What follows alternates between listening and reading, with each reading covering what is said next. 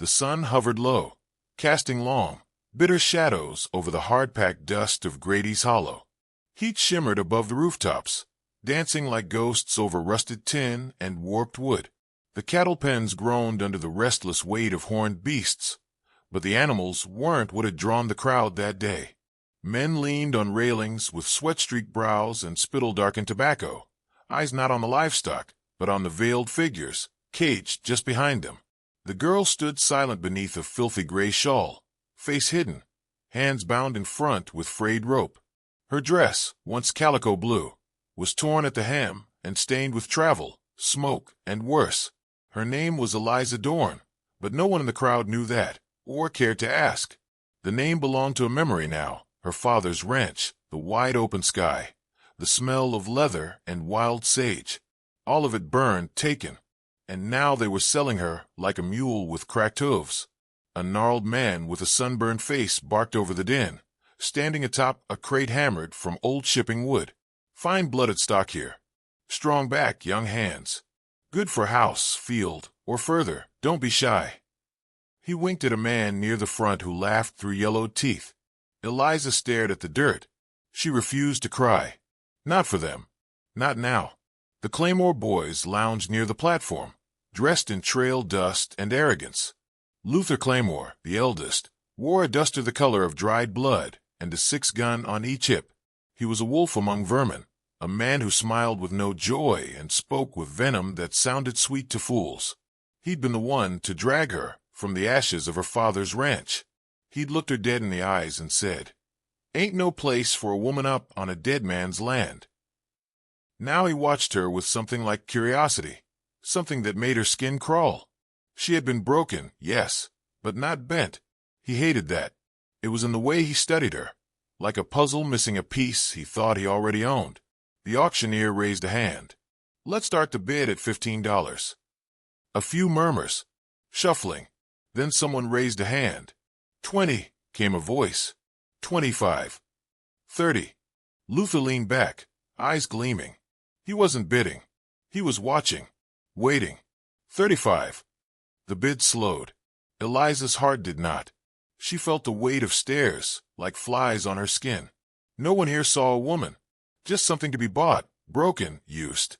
Then a voice cut the air, low, deliberate. "Not my woman."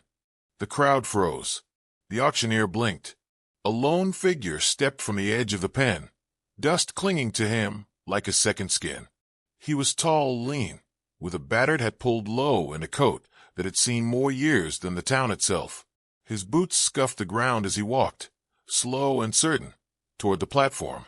Someone chuckled, nervous. "You lost, mister." The man ignored them. He stopped 5 feet from Eliza and looked up. His eyes were pale, not blue, not gray.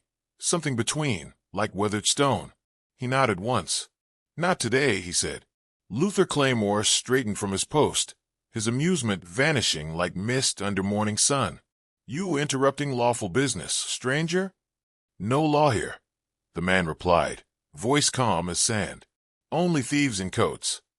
Gasps from the crowd. Nervous glances. No one talked to Luther Claymore that way. No one with plans to keep breathing. "Name?" Luther asked, hand drifting near the butt of his revolver. "Amos Kane." That name landed like a hammer. Heads turned. A few men stepped back instinctively. It wasn't just the tone or the stance. It was the name, worn with quiet weight, as though spoken in old stories. Or warnings. The air grew still. Even the cattle ceased their restless noise. Luther's lip curled. "Kane's dead." Amos took another step forward. That was the plan. One of the Claymore boys moved. Too fast, too eager. His revolver cleared leather, but never barked. Amos drew and fired in one motion, a single shot cracking the silence. The boy dropped like an unstrung puppet, eyes wide, blood blooming through his shirt. Chaos nearly erupted, screams, bodies ducking.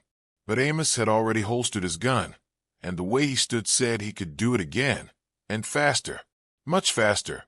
Luther's face twitched, but he held his ground. "That the kind of man you are? Kill for a girl that don't even know your name?" Amos's voice was quiet. "I don't need her to know it. Just need you to understand it." He stepped to the platform, cut the rope around Eliza's wrists with a knife he hadn't drawn until that moment. His movements were gentle, efficient. Eliza didn't speak, didn't flinch. She looked into his face, searching. She found no kindness, no promise of safety, just the hard certainty of a man who had chosen to stand. That would do. Amos turned with her and began to walk. No rush, no backward glance. Luther's voice followed them. You walk out now, Cain. You make yourself a marked man. Amos didn't pause. Ain't the first time. As they crossed the dusty yard, parting the crowd like water around stone, the townsfolk made way. Some in awe, some in terror, and some, just a few, in shame. They reached the edge of town, where the land fell away into hard country and cruel silence. Eliza touched her wrist, raw from the rope, then looked up at the man beside her. Why? She asked. Amos didn't answer. Not right away. He looked out across the scrubland, the sky burning orange with the fall of day. Some debts don't stay buried, he said. Then they rode, leaving behind the town, the blood, the dead. But the Claymores would not forget, and Amos Cain had no plans to let them. They rode in silence for miles, the sun shrinking behind jagged cliffs and turning the horizon the color of old bruises. Dust trailed behind them like a ghost unwilling to let go. Amos Cain didn't speak. His horse moved at a steady lope, lean and tireless. Eliza followed behind, aching, numb, trying to make sense of the man who'd killed to save her. They reached a dry arroyo by nightfall. The desert cooled fast once the sun dipped, like the land itself resented warmth. Amos dismounted and checked the surrounding scrub with the hunter's caution. He said nothing, not even when Eliza slipped from her horse with a wince and sat near the base of a wind-carved rock. You plan on handing me off to someone else? She asked after a moment. Her voice was hoarse but steady. No, Amos said, removing his saddle and pulling out a bedroll. She frowned. Then what is this? What am I to you? He didn't answer right away. He unrolled a canteen, passed it to her. Only after she drank did he finally sit. Claymore's a problem, he said simply. So am I. I noticed. She looked away, jaw clenched. The silence between them wasn't hostile, just taut, like a rope that hadn't snapped but could. I don't need saving, she said finally. You didn't look like you needed slavery either. She bristled. You think you're better? You shoot one man and think that makes you righteous. No, he said. I shot one man because he had his hand on a girl's neck like she was livestock. If that makes me righteous, then this land's worse than I thought. Something about the way he said it, not loud, not angry, just true, pulled her eyes back to him. She studied his face. He looked like a man who'd forgotten what softness was. But beneath the grit and weathered lines was a current of control, not chaos. It made her uneasy in a different way. Why risk yourself for me? She asked. He met her gaze. Because Claymore's not done with you. And I'm not done with Claymore. That sat between them, heavy. You know him? She asked. I knew the man he killed, Amos replied. Knew the badge he stole. Knew the trail he burned clean through Arizona like a man who thinks nothing can catch him. She didn't ask more. He hadn't given her much, but enough to know this wasn't random. It never had been. They camped that night without fire. Coyotes cried far off, like the land itself was remembering something it had buried too long. Eliza curled against her saddle, every bone sore, her thoughts louder than the wind. In the dark, she whispered, "Thank you." She wasn't sure he heard, but in the quiet that followed, she realized she wanted him to. By morning, they were gone again, moving fast, cutting across dry washes and brittle flats. Amos rarely looked back, but Eliza did. The thought of Luther Claymore's eyes tracking them haunted her like a fever. He would come. He always did. It wasn't long before they saw the dust cloud.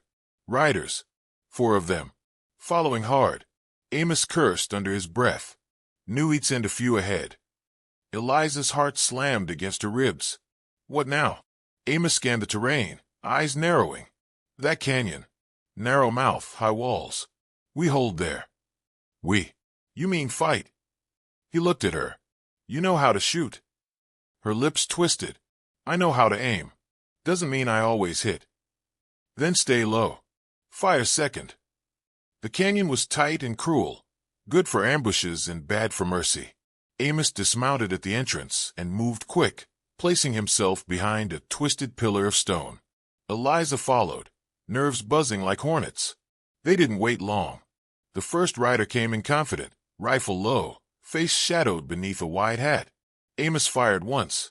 The man tumbled sideways off his horse, dead before he hit the dust.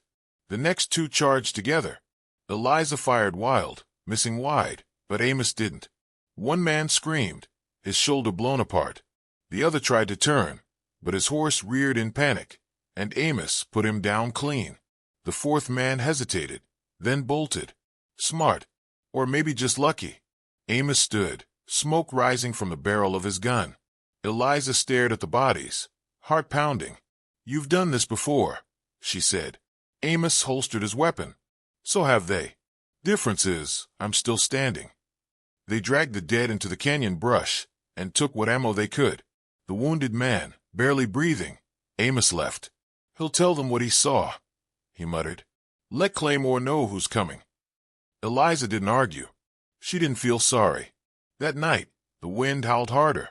The desert moaned like it remembered something wicked. They made camp near a dry creek bed, where thornbrush and stone offered some shelter. Eliza sat near Amos as he cleaned his revolver. The gun looked old, custom maybe. Not flashy, just efficient. "You were law once," she said. He glanced at her. "You know that, or you guessing? Men don't shoot like you unless they had cause. Or a badge." He didn't answer, but the silence spoke well enough. "You really think you can take down Claymore?" she asked. "No," he said. "I know I have to try." "Then we're both riding to die." Amos didn't look at her, but something softened in his posture. "If that's what it takes." She shook her head. "My father fought men like Claymore. Thought a rifle and a strong back could keep the land safe. He was wrong. He was right to try," Amos said. "Just didn't have enough bullets." She stared at him. This man who'd come from nowhere, who walked like vengeance and spoke like regret. "What are you, Amos Kane?" He looked up then. His eyes were shadowed, unreadable. "I'm what happens when justice doesn't come on time." She didn't press. The wind did that for her, hissing through the rocks like the land knew something neither of them had said aloud. They slept with their weapons close, backs to stone. And somewhere out there, Luther Claymore heard what happened in the canyon, and smiled. The game had begun. The land stretched out before them like an open wound, scorched and raw. Red stone canyons split the desert like old scars, their jagged walls whispering secrets on the wind. Amos Kane rode ahead, his silhouette sharp against the blazing sky. Eliza trailed close, her eyes scanning the horizon, her fingers never far from the rifle strapped to her saddle. They'd been riding for 2 days since the canyon ambush, veering off the main trails, cutting through riverbeds long dry, and hills riddled with bones. Amos said they were heading to a place called Blood Canyon.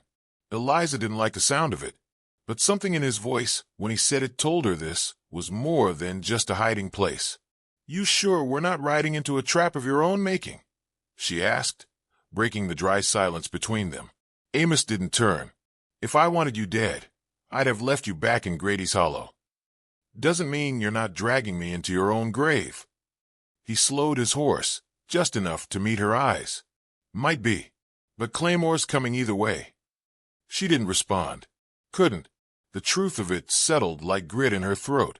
By midday, they reached a narrow pass flanked by towering cliffs the color of old blood. The air cooled in the canyon's shade, and shadows slipped across the ground like waiting hands. Eliza stared up. "This place looks cursed." Amos dismounted, stretching the stiffness from his legs. "It is, in a way." They walked their horses through the tightest part of the canyon, the walls pressing in like a coffin's lid. The further they went, the quieter it got, until even the wind seemed reluctant to follow. Then the path widened, revealing a dry basin surrounded by sheer rock on all sides. Bones littered the ground, animal mostly, but here and there were rusted rifle barrels, splintered boots, a strip of faded blue fabric half buried in the sand. "This where you plan to make a last stand?" she asked, voice low. Amos stared at the center of the basin. This is where I should have died. She said nothing. Waited. Years had settled into his shoulders, like weight that never left. He stepped into the open, walking slow, each bootstep deliberate. Claymore and I rode together once, before he became what he is. Amos crouched beside a shattered canteen, brushing dirt off a bullet-pocked rock. We wore badges. Weren't much more than tin and pride back then, but we believed in M. There was a skirmish out here, smugglers running rifles through the border towns. We followed the trail to this canyon. Eliza watched him closely. What happened? He stood slowly, dusting his hands. He sold us out. 2 other deputies and me. Took the smugglers' gold, gave them our positions. They opened fire before we even saw them. I took a round to the gut. Thought I was dead. Maybe I should have been. Her eyes narrowed. But you weren't. No. I crawled out. Took days. Sheriff thought I'd fled, or worse. Claymore told M I was dirty. Told the whole territory. I vanished. Let the lie live. Until now. Until I saw a girl sold between cattle and tack, he said, eyes hardening, and knew the man behind it hadn't changed. Eliza stepped forward, her voice tight. So that's why you pulled me from that platform. Not for me. For a grudge. He didn't flinch. At first, maybe. But not anymore. The words hung there, stripped of sentiment, but not of meaning. Eliza didn't answer right away. She felt a shift inside her, something loosening. Not trust. Not yet. But the beginning of something less jagged. They made camp near the canyon's edge, where a ledge offered a view of the approach. Amos laid out a rough sketch in the dirt, defensible spots, blind corners, natural choke points. He knew this place like a man who'd bled in its soil. We won't hold this place with 2 guns, Eliza said, brow furrowed. We won't need to, Amos replied. We're not staying here. She looked at him, puzzled. Tomorrow, we ride into Calaveras. Her eyes widened. That town's done for. Claymore runs it like a kingdom. He nodded, which is why it's where we'll find the help we need. Not everyone loves him. Some just forgot how to fight. You think a few scared ranchers and shopkeepers are going to rise up because you stroll in and ask? No. I think they might if they see someone who already did. She studied him, searching for arrogance and finding none. Just grim purpose. He rolled out his bedroll as the sky darkened, stars burning through the dusk like watchfires. Coyotes cried in the distance. Eliza sat on her own blanket, arms wrapped around her knees. My father used to say, she murmured, a man's not measured by the bullets he's fired, but the ones he didn't. Amos looked up. He sounded like a man who buried his anger deep. He did, she said, but the land took it anyway. Silence settled again, not cold this time. More like a pause before something inevitable. In the distance, far beyond the canyon walls, a fire flickered, a scout signal. Claymore's men were closing in, and Amos Kane, long thought buried, was waiting for them to follow. The town of Calaveras simmered in the midday heat, like a secret left too long in the sun. Its cracked boardwalks and sagging rooftops bore the weight of silence, the kind that came from fear worn threadbare. Every window was shuttered, every alley watched. The saloon still served whiskey, but no one laughed. Not since Claymore had claimed it. Amos Kane rode in slow, his coat dusted from the trail, his eyes scanning the street, like a man stepping back into a dream turned sour. Eliza rode behind, stiff in the saddle, her rifle strapped tight across her back. She saw the eyes peering through curtains, the hands frozen mid-hammer above rooftops. The town still breathed, but barely.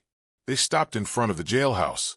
The old tin star still swung above the door, rusted, forgotten. Amos dismounted and stared at it for a long beat. That badge ever mean something here? Eliza asked. He nodded once. Long time ago. Inside, the jail was empty save for an old desk and a rifle rack stripped bare. Dust coated everything like snow. Amos stepped behind the desk and pried open a drawer. He pulled out a tarnished badge, stared at it for a moment, then slid it into his pocket, without a word. We're not here to reminisce, Eliza said quietly. No, he replied. We're here to wake the dead. They found the first man at the smithy, Jed Rowe, grizzled and burned from years at the forge. He stiffened when Amos walked in, hand drifting toward a hammer. "Kane," he said, not as a question. "I need 10 minutes," Amos replied. "You're 10 years too late." "Still have the iron brand from the old cattle war?" Amos asked. Jed's hand stopped. His eyes narrowed. "That was a long time ago. You burned it into Claymore's saddle once, before you got scared." Jed looked down. His voice dropped. "Man's got 20 riders now. Owns the town, the freight routes, every ranch with a loan. You want to die swinging. I'm not your blacksmith." Amos leaned in, voice low. "He's coming for me, and he'll come for this town after. Only question is whether you die on your knees, or standing where your forge used to mean something." Jed didn't answer, but when they walked out, the clang of steel followed. It didn't sound like surrender. They found others, an ex-preacher with a whiskey tremor, 2 brothers who once rode with the territorial militia, and a widow named May Crenshaw whose son had vanished after standing up to Claymore's riders. None of them were whole, but they listened. Some nodded, some just stared, but something passed between them and Amos that Eliza couldn't quite name. A kind of recognition, a reckoning years delayed. By dusk, the town was no longer quiet. Doors opened, tools were gathered. A few old rifles were dusted off, cleaned with shaking hands. Eliza stood beside Amos near the steps of the saloon, watching the townsfolk stir like sleepwalkers roused by thunder. "You think this is enough?" "No," Amos said, "but it's what we've got." That night, they met beneath the red mesa north of town. The stone loomed over them like a judge's gavel, casting long shadows as the stars emerged, sharp and cold. A fire cracked in the center of the camp. Around it, the faces of those who had chosen not to run. Amos stood, hat in hand. "Claymore will ride at dawn. He won't parley. He'll burn everything. He'll hang whoever's left." Murmurs. "Fear. He's not a god," Amos said. "He's a man, and he bleeds like one." Someone asked, "Why now? Why not 10 years ago?" He looked toward the mesa. "Because I made a mistake. I let him live. I thought hiding would keep folks safe. I was wrong. But tomorrow, we make him remember what justice looks like." He didn't say more. He didn't have to. After, Eliza walked the mesa's edge alone, boots crunching gravel. Amos joined her quietly, looking out over the desert. "I buried him out here," he said. She turned. "Who?" "Sam Fletcher, the 3rd deputy Claymore left to die. We rode together. He was the best of us." Amos knelt, brushing sand from a small iron cross, half swallowed by time. "I came back after it all went bad. Dragged what was left of him here. Gave him the dirt. Was all I had to give." Eliza crouched beside him. "He was your friend." "He was my brother in all but blood." She looked at him, really looked. The lines around his eyes, the silver near his temples, the grief that never left his shoulders. "You carry him," she said. "I carry them all." They sat there until the firelight faded behind them. No more words, just wind and stars, and the grave beneath the red mesa. In the distance, the low rumble of hooves began to echo across the stone. Steady, inevitable. Claymore was coming. They came at sundown, just as Amos said they would. A dark line of riders against the gold-drenched sky, their silhouettes sharp as blades. 20 of them, maybe more, galloping across the flat plain with dust boiling at their heels. At the front rode Luther Claymore, black coat flaring like wings, hat low over his brow, and the glint of iron at his hip catching the last light of day. Calaveras stood waiting. The town was quiet, not from fear, but from focus. Barricades of overturned wagons and barrels lined the main street. Windows were cracked open just enough to rest a rifle. Men and women stood ready behind crates, porch columns, anything that would stop a bullet for a heartbeat longer. Amos Kane stepped into the open road, alone. Dust curled around his boots as he walked, slow, deliberate, toward the advancing riders. Claymore reined up 10 yards away, his horse stamping, impatient. He grinned down at Amos, white teeth against sun-blackened skin. "Well now," Claymore called. "If it isn't the ghost come home. Thought you were dead, Kane." Amos didn't blink. You thought wrong. Thought you might have gotten smart and stayed buried. You always did have trouble finishing what you started. Claymore laughed, but there was no warmth in it. You still believe in justice, old friend? No, Amos said. Just in endings. Claymore's grin vanished.